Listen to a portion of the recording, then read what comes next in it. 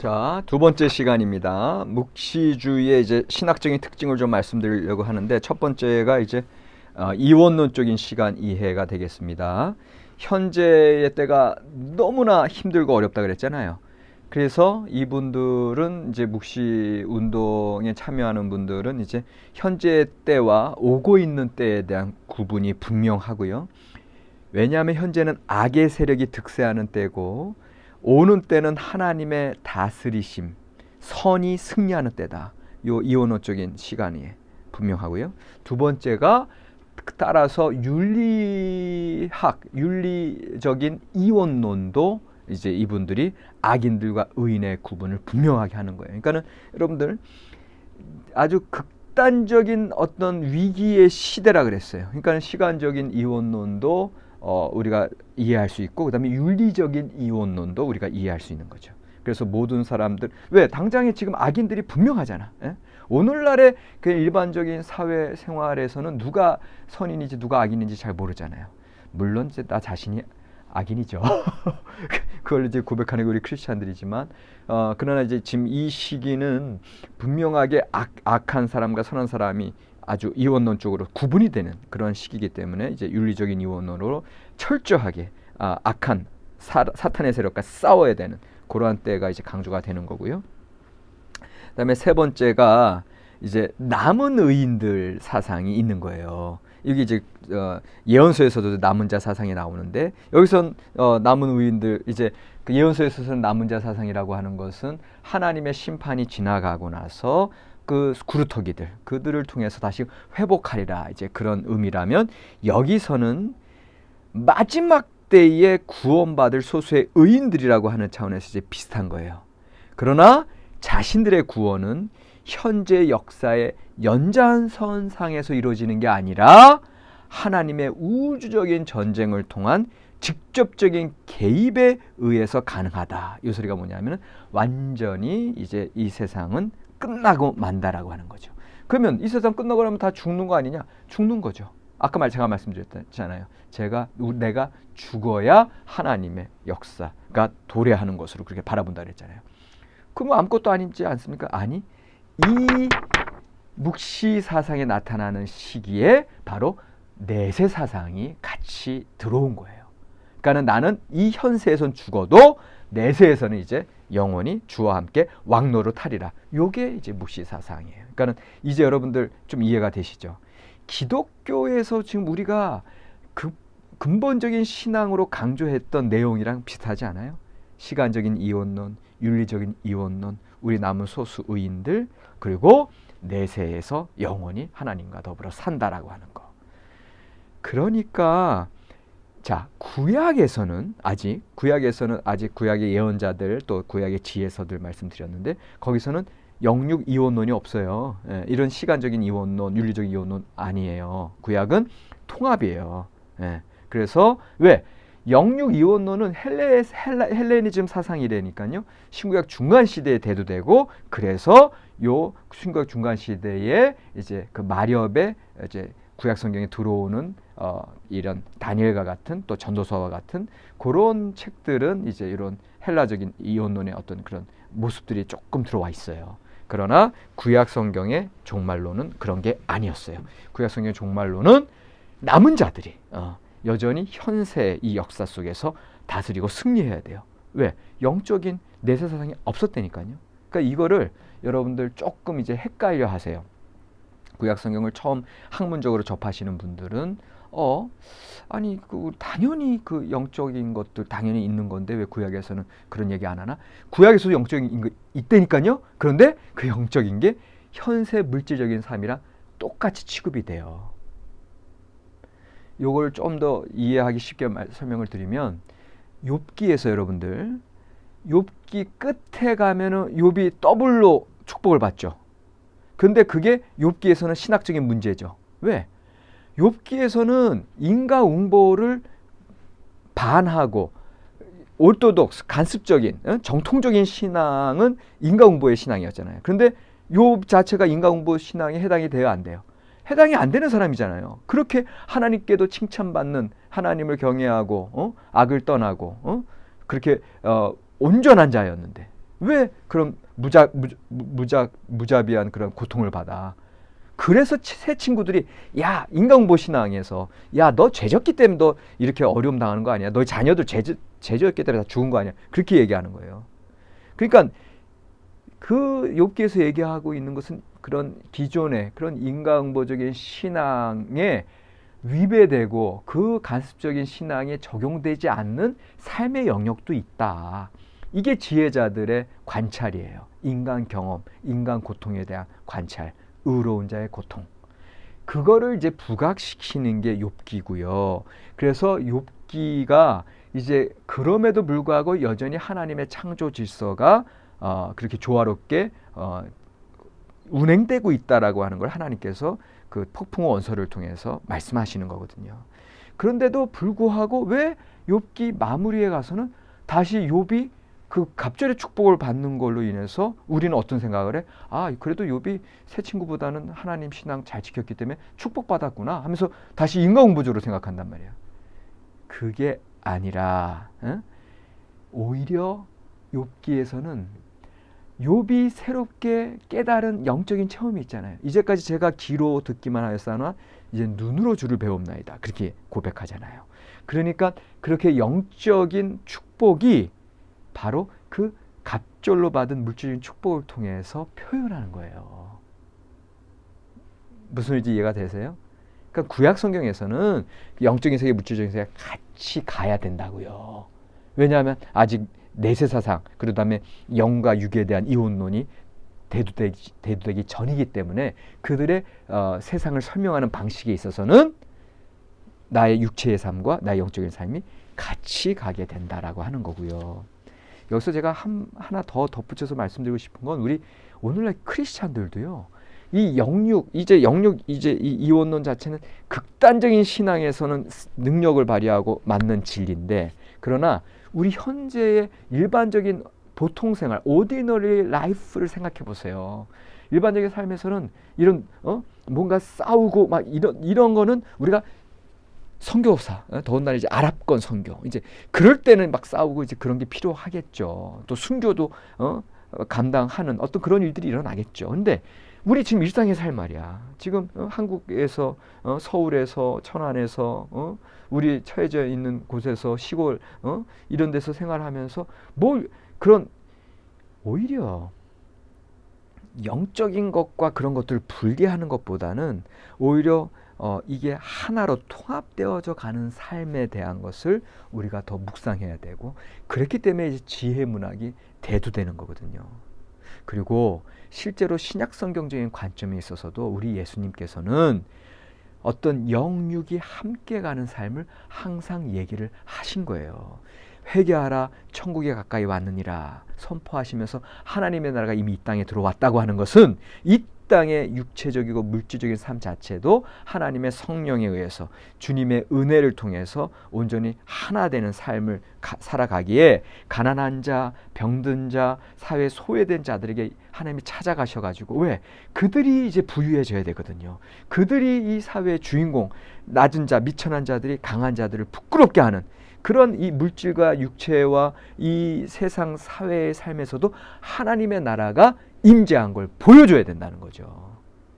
그러니까 그런 의미에서 여전히 예수님, 신약 성경, 그 다음에 우리 크리스찬의 관념에서도 이 영육이 하나로 가야 되는 거예요. 그러다가 묵시문학의 상황에 이르는 때가 와요. 언제가 될지 몰라.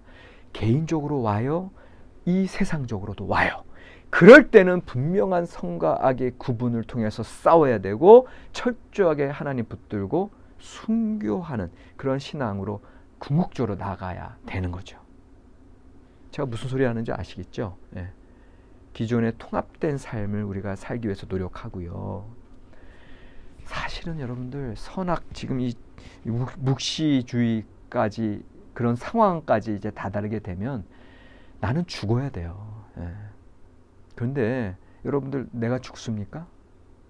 당장 지금 안군조가 죽으면은 우리 호소대학교 여러분들 누가 가르치며 저희 처자식들 누가 먹여 살리며 제가 목회하는 교회 누가 목회를 하겠습니까? 무슨 말인지 아시겠죠? 이렇게 이 삶의 하나님의 그 섭리, 시간표 속에서 우리가 이렇게 일상적인 생활을 하게 되는 이 시점에서는 우리가 영육 통합의 삶을 조화롭게 하나님의 질서, 하나님의 말씀 따라 살아가야 되는 거고요. 그러나 나 개인적으로 무슨 때가 오겠죠. 그리고 이 한국 사회적으로 나의 직장 차원에서 또 이 세계 온 우주 차원에서 궁극적인 종말의 때가 오겠죠. 궁극적으로 선과 악의 싸움이 나타나겠죠. 그럴 때는 진정으로 순교자적인 신앙으로 나는 하나님 안에서 영원한 하늘나라 소망하면서 죽으면 되는 거예요. 제가 이제 무슨 소리야?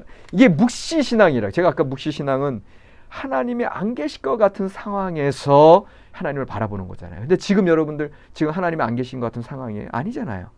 늘 여러분들 하나님과 동행하고 계시잖아요. 할렐루야. 늘 성령님 우리 안에 계시잖아요.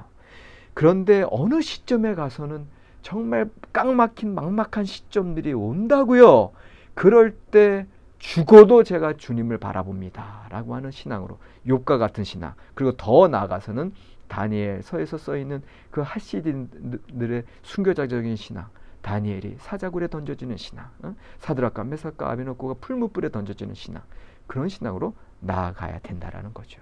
성경의 말씀을 이렇게 통합적으로 다양함 속에서도 통합적인 하나님의 주권, 하나님의 다스리심으로 그렇게 말씀을 받아들이셔야 됩니다. 자, 묵시주의 특징, 이원론 쪽의 시간이에 윤리적 이원론, 남은 의인들, 그 다음에 네 번째가 상징과 비유를 많이 사용하게 된다. 왜? 자신들 너무나 악한 세대가 판을 치고 있는 곳이기 때문에 남은 의인들, 자신들에게 속한 공동체의 언어로만 이해되고 하나님의 그 신비를 이제 비밀로 감추기 위한 목적으로, 그 다음에 동시에 실제적인 위협을 다른 사람들에게 알려지면 안 되니까 피하기 위한 목적으로 상징과 비유를 쓰게 된다. 여러분들, 예수님께서 천국에 대한 거를 비유로 말씀하시잖아요. 그 이유가 뭔지 아십니까? 물론 하늘나라를 쉽게 설명하고자 하시는 그러한 교육적인 차원도 있지만, 동시에 예수님 시대 초기 기독교 이제 형성되는 시기, 또 초대교회 공동체 시기가 아까 뭐라 그랬어요? 주전 3세기부터 주 3세기까지가 무슨 운동이 판을 치는 때라고? 묵시운동. 그렇기 때문에 예수님도 그런 묵시운동, 그 문화에 그 유대인의 남자로 태어나셨고 당시의 문화를 또 활용하셔서 하나님의 말씀을 증거해야 되기 때문에 귀 있는 자는 들을지어다 이렇게 말씀하시는 거예요. 그리고 나중에 제자들에게 뭐 씨 뿌리는 자의 비유, 다른 비유들을 설명을 하시는 거지, 그게 다 나타나지 않아. 하나님의 비밀이 감추어져 있어요. 이게 다 이게 당시의 묵시주의의 어떤 특징들이 되겠습니다. 그리고 이제 다섯 번째가 이제 익명성이죠. 익명성. 저자의 이름을 밝히지 않고 그 저작자를 예시대 유명한 인물들에게 돌린다. 아까 에녹서, 아브라함의 묵시록, 그다음에 다니엘서, 또 모세의 어떤 환상, 뭐 이런 것들이 다 그런 위경에 속한 그런 묵시록인데 하나같이 익명성을 띠고 있다. 그 다음에 끝으로 여섯 번째, 운명론적인 역사관이 이제 이 묵시 신앙의 특징이 되겠습니다. 역사의 참된 주관자와 결정권자는 오직 하나님이시다라는 그런 신앙 표현을 하고 있습니다. 그래서 오직 하나님의 말씀에 순종하는 자들에게 최후 승리와 구원이 주어진다. 그래서 자, 여기에서 우리는 묵시 문학의 목적이 나옵니다. 묵시 문학의 목적은 뭐냐? 현재에 박해받는 자들, 현재의 하나님을 믿는 것 때문에 죽을 수밖에 없는 자들에게 용기와 인내를 주면서 순종적인 신앙을 격려하는 거죠. 궁극적으로 하나님의 나라의 그러한 자들, 끝까지 살아남은 자들, 끝까지 그 신앙이 살아남은 자들이 하나님 나라에 합한 자들이다. 하나님 나라에 들어가는 자들이다. 요거를 이제 강조하게 되는 거죠. 그래서 여러분들 제발 요한계시록도 그렇고요. 다니엘서도 그렇고요. 미래에 대한 뭐 환상과 뭐 미래의 그 운명론적인 거 다 아는 것 같이 막 그렇게 얘기하는 그런 엉뚱한 가르침에 여러분들 현혹되지 마시고, 사실 다니엘서나 요한계시록이나 묵시문학의 목적은 하나예요. 현재의 삶에 충실하라는 거예요. 미래에 어떤 것이 도래하고 또 하나님의 시간표가 어떻게 되고 그거는 하나님에게 내어 맡기고, 하나님의 시간표를 얘기하고 미래의 하나님 나라의 도래를 얘기하는 거는 하나님의 다스리심을 강조하는 거예요. 그러니까 이 세상에 암만 악이 판을 치는 한이 있어도 하나님이 다스리기 때문에 너희는 하나님만 의지하고 현재의 삶에 죽을지언정 순교자적인 신앙으로, 그리고 현재의 삶에 하나님의 나라 확장을 위해서 부지런히 최선을 다하고 현재의 삶에 어떠한 유혹이 닥쳐와도 하나님의 말씀으로 승리하고 물리치고, 사탄의 세력, 공중곳에 잡은 세력들 물리치고 승리하라. 그게 묵시문학의 목적이에요. 그게 하나님께서 우리에게 오늘 원하시는 말씀이지, 내가 뭐 대단한 뭐 오늘의 예언자처럼 앞으로 무슨 일이 있을 거고 지금 일어나는 거는 뭐고, 그거 뭐 알아봤자 뭐해. 오히려 사람들을 두려워함으로 하나님을 믿게 하는 건 하나님의 사랑의 복음이 아니에요. 오히려 현재의 삶에 하나님이 함께 계셔. 어떠한 어려움 속에서도 우리는 믿음으로 승리할 수 있어. 이런 사랑과 격려의 메시지를 통해서 우리가 하나님 앞에 나아가야 될 줄로 믿습니다. 자, 다니엘서로 가면 다니엘서의 시대 배경과 저자는 아까 제가 조금 말씀드렸어요. 그래서 다니엘 기록 자체가 바벨론 느부갓네살 왕이 예루살렘 침공했을 때 포로로 잡혀갔다 한 주전 606년경에 이제 이렇게 나오고, 바벨론 멸망 후 페르시아 시대, 그 다음에 고레스 왕 섬기다가 또 다리우스 왕 때까지 산 것으로 그렇게 이제 성경에서는 기록되어 있는데, 그러나 다니엘의 이름 자체가 아까 말씀드렸듯이 포르기 예언자 에스겔에 의해서 3번 언급되고 있어요. 14장 14절, 14장 20절, 그다음에 28장 3절. 근데 이제 여기서 14장 14절과 20절은 이제 노아와 욥과 같이 이제 언급되어 있다면, 28장 3절에서는 내가 다니엘보다 지혜로워서 은밀한 것을 깨닫지 못할 것이 없다, 이렇게 나오거든요.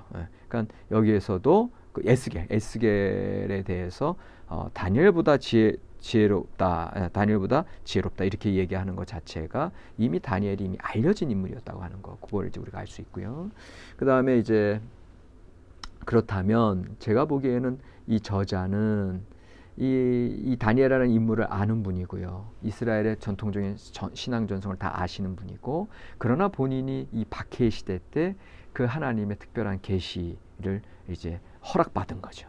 그래서 그 계시성을 이제 다니엘이라는 이름으로 환상과 또 하나님의 어떤 그 섭리와 그 시간표를 이제 기록한 것이다. 이렇게 우리가 볼 수가 있어요. 그래서 이게 최종 편집 연대는 주전 165년경으로 많은 학자들이 보고 있어요. 물론 보수적인 학자들은 여전히 다니엘서를 이제 포로기 때 이제 써진 것으로 그렇게 보고 예언서로 보십니다. 그러니까 거기에 대해서 여러분들 신학적인 판단을 하셔야 되는데, 저와 같은 경우, 그 다음에 많은 이제 이성적으로 학문적으로 그렇게 더 이제 집중하시는 분들은 이런 주전 165년경 헬라 시대, 특별히 안티오코스 4세 에피파네스 175년부터 164년입니다. 그러니까 상당히 뒤늦은 시기니까 여러분 좀 깜짝 놀랄 거예요. 아니 400년경에 아까 말씀하셨으면서 이거는 어떻게 165년경까지 보십니까? 근데 이거는 최종 편집 연대거든요.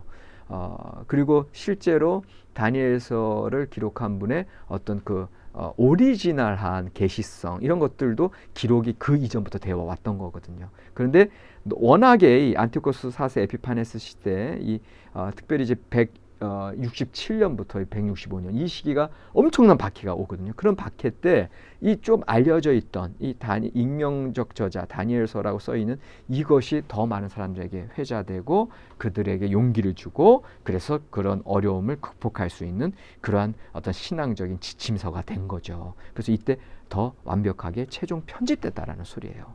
그러니까 그만큼 이런 묵시록은 이런 시대의 배경을 이제 안고 있다고 하는 거를 여러분들 배경적으로 이제 알고 계시면 되겠습니다.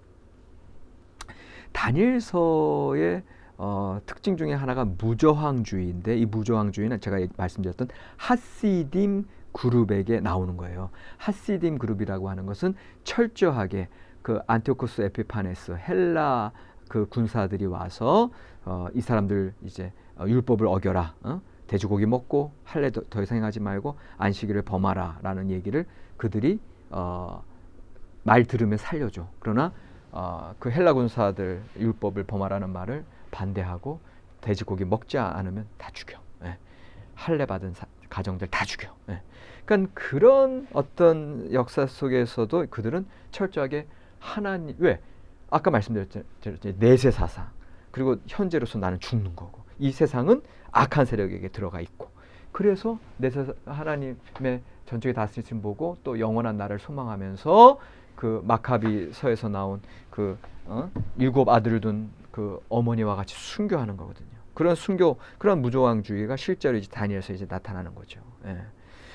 그러다가 나중에 이제 마카베오 혁명 시대 때는 이제 그 안식일에 이제 헬라 군사들이 쳐들어왔을 때 처음에 하시림들은 여전히 내세를 바라보고 이제 죽게 되는데 결국 그들이 그러한 것이 반복될 때마다 할 일 없이 죽음을 맞이하게 되고 그 다음에 그런 악한 세력에게 더 이상 그들이 밀려서는 안 되겠다는 생각으로 회의를 해서 이 전쟁의 기간 동안은 우리가 안식일을 이제 싸우는 것에 한해서 이제 범할 수밖에 없다 해서 이제 안식일에도 그들이 이제 방어를 하게 되죠. 그래서 결국은 그 마카비 혁명이 승리하게 되는 거거든요. 그래서 165년에 그 165년에 이제 그 하누카의 기원이 되는 성전 정화를 하고 이제 헬라의 모든 제우스 신상, 돼지고기, 뭐 돼지 신상 그런 것들 다 물리치고 다시금 회복이 됨으로 이제 이들에게 그 새로운 이제 유대인 왕조, 하스모니안 왕조가 이제 열리는 그런 역사들도 이제 우리가 신구약 중간사를 보면 이제 나타나게 되는 거죠. 여전히 이 다니엘서의 기록은 악의 세력과 무력으로 싸우기보다는 여전히 이제 순교자적인 신앙을 강조하는 거. 요거는 이제 우리가 좀 기억을 해야겠고요. 이제 다니엘서의 언어와 구조는 어떻게 되어 있냐면 이제 2개의 언어로 쓰여 있어요. 우리 구약 성경 다 히브리어로 쓰여 있잖아요. 근데 이제 다니엘서는 1장부터 2장 4절 전반절까지는 히브리어고요. 건너뛰어서 8장부터 12장까지 히브리어예요. 그럼 그 중간에 2장 4절 후반절부터 7장까지는 아람어로 쓰여 있어요. 여러분들 이 아람어로 써 있다고 하는 걸 듣는 순간 다니엘서가 그만큼 늦은 시기에 써졌구나. 이걸 이제 여러분 딱 깨달으면 돼요. 그러니까는 점차로 그 이제 아람어라고 하는 거는 나중에 이제 페르시아 시대부터 국제 공용어로 쓰였거든요. 그래서 그 헬라 시대에도 통상적인 언어였단 말이에요. 아람어 자체가. 그래서 예수님 시대에도 아람어 구어체로 쓰잖아요. 그러니까는 이게 아람어가 사용되고 있다라고 하는 것 자체가 그만큼 이 페르시아 시대 말기 또 헬라 시대 때에 이제 이게 편집되고 그 완성됐다라고 하는 그런 객관적인 증거가 되는 거죠. 구조, 다니엘서 구조는 이제 1장부터 6장, 그 다음에 7장부터 12장 이렇게 보시면 돼요. 그래서 1장부터 6장은 이제 그 6개의 이야기를 통해서 다니엘과 그의 친구들에 대한 그런 순교적인 신앙, 그래서 하나님 믿는 신앙 가운데 승리하는 그런 역사가 기록되어 있고 여기서는 제3자가 이야기하는 형태로 쭉 나오잖아요. 근데 이제 7장부터 12장 들어가면은 다니엘이 본 4가지 환상인데 그거를 다니엘이 1인칭으로 말하는 형태로 돼 있죠. 그래서 분명하게 1장 6장과 12장 이렇게 구분되는 걸 우리가 알 수가 있고요. 참 재밌는 거는 아까도 말씀드렸듯이 요 1장에서 2장까지 히브리어로 돼 있다가 그다가 이제 그 2장 4절 이하부터는 아람어로 돼 있거든요. 그래서 대부분의 이 코르트 스토리, 궁전 이야기, 궁전에서 일어났던 다니엘과 세 친구들의 이야기는 이제 아람어로 이제 기록이 되다가 그러다가 이제 7장까지 아람어로 되어 있고 그 뒷부분에 이제 12장까지는 또 히브리어로 이제 나오는데 여기는 이제 4가지 환상들이 쭉 이제 나와 있죠. 이제 그 다니엘서의 내용 중에 다는 소개할 수 없고 2장 같은 경우 2장은 이제 느부갓네살의 이제 거대한 신상 꿈을 꾸는 부분이 나오잖아요. 근데 이제 여기에 대해서도 이게 다 2장의 그 거대한 신상의 꿈도 그렇고 7장의 네 마리 짐승도 그렇고 이게 다 그 거대한 신상의 꿈은 그 신상이 어떻게 이루어져 있어요? 머리는 순금이요, 가슴과 팔은 은이요, 그 다음에 배와 넓적다리는 노쇠요, 그 다음에 이제 다리는 쇠와 이제 발까지 해서 쇠와 이제 흙으로 진흙으로 이루어져 있는 거. 요게 다 당시의 제국을 상징하잖아요. 예. 바빌론 제국, 메데 제국, 페르시아 제국, 그 다음에 나중에 쇠와 진흙으로 된 발은 이제 헬라 제국, 헬라 제국에서 이제 셀루시드 왕조, 그 다음에 그 나뉘어지는 거, 그렇게 이제 그 이집트 중심의 그 왕조와 그 다음에 이제 요 시리아 중심의 왕조, 그런 왕국들, 그 제국들의 역사 변천을 이제 보여주고 계시는 거죠. 그 7장의 네 마리 짐승도 네 마리 짐승도 각각 이 네 왕국들을 또 이제 다 표시하는 거고, 나중에 11번째 이제 그 뿔이 10뿔이 이제 돋아나는데, 이게 셀루시드 왕조에 속한 열왕들을 이제 가리키는 거고, 11번째 뿔이 이제 안티오코스 4세인데, 근데 이제 똑같이 요 거대한 신상의 꿈도 그렇고 요 네 왕국들도 그렇고 나중에 어떻게 돼요? 갑자기 날아온 돌에 의해서 신상이 무너져 내리고요. 그 다음에 그 안티오코스 4세 얘기하면서 한 때와 두 때와 반 때, 총 세 때 반이 지나야 된다. 그 혼돈 7, 완조수 7의 이제 반이니까 이제 불안정한 그런 혼돈의 시기가 지나서 이제 이 안티오코스 4세 이 박해 시대가 끝난다고 하는 그러한 말씀들을 이렇게 상징적으로 보여주는 거거든요. 그러니까 하나같이 지금의 암흑의 세대는 곧 지나갈 것이고, 하나님의 시간표대로 너희들이 이제 그것을 인내하고 하나님의 도래를 이제 기다릴 때 결국은 승리하게 된다. 이거를 이제 보여주기 위한 그러한 이제 환상들이 되겠습니다. 그리고 이제 8장 같은 경우도 8장 이제 두 뿔을 가진 순양, 이게 이제 메데와 페르시아를 상징하고, 큰 뿔을 가진 순염소에게 패배하는데 그게 헬라 제국의 알렉산더 대왕을 얘기하고, 또 그 순염소의 큰 뿔이 부러지고 네 뿔이 나왔다는 게 이제 헬라 제국 알렉산더 사후의 분열하는 거. 그다음에 이 네 뿔 중에 돋아난 또 다른 뿔은 박해조 안티오코스 4세를 의미한다. 그래서 또 여전히 아까 7장에서 네 마리 짐승 얘기한 것처럼 여기 8장에서도 결국 그 안티오코스 4세가 곧 박해가 끝난다. 이제 이걸 계속해서 이제 강조하게 되는 거죠. 그래서 다니엘서는 인내와 순전함을 통한 승리의 신앙을 너희들이 혼돈과 어둠 가운데서도 살아가라라고 하는 게 이제 주제인 거고요. 요게 이제 우리가 기억해야 될 게 뭐냐면은 우리 신앙인들의 삶에 있어서 늘 고통의 순간들이 찾아오는 거예요. 이 고통의 순간 속에서 이 극단적인 이런 삶 속에서 순교자적인 신앙으로 나아가지만, 그 전에 욥과 전도서 이제 지혜서의 신앙에서는 삶의 형편이 기존의 신앙과 이제 조화를 이룰 수 없는, 그래서 하나님이 더 이상 살아계신 것 같지 않은 상황. 그래서 이제 욥기에서 이제 가톡이라고 하는데, 가톡. 그러한 상황 속에서도 하나님을 바라는 신앙이거든요. 그러한 신앙들이 이제 구약의 야훼 신앙 전승 가운데 특별히 지혜자들 전승 통해서 이제 나오고, 그걸 통해서 더 극단적으로 흘렀을 때 이 묵시서들, 묵시 문학들이 작성된다라고 했을 때 지혜 전승과 묵시 전승의 긴밀한 흐름들을 이제 알게 되는 거죠. 여러분들, 이 묵시 문학을 통해서 우리가 한 가지 이제 기억하셔야 될 건 뭐냐 하면, 항상 물론 우리가 욥기를 통해서도 이제 우리가 늘 묵상하는 거지만, 삶의 현실 속에서 하나님이 기대되지 않는 상황, 그 속에서 여전히 하나님을 바라봐야 한다는 거.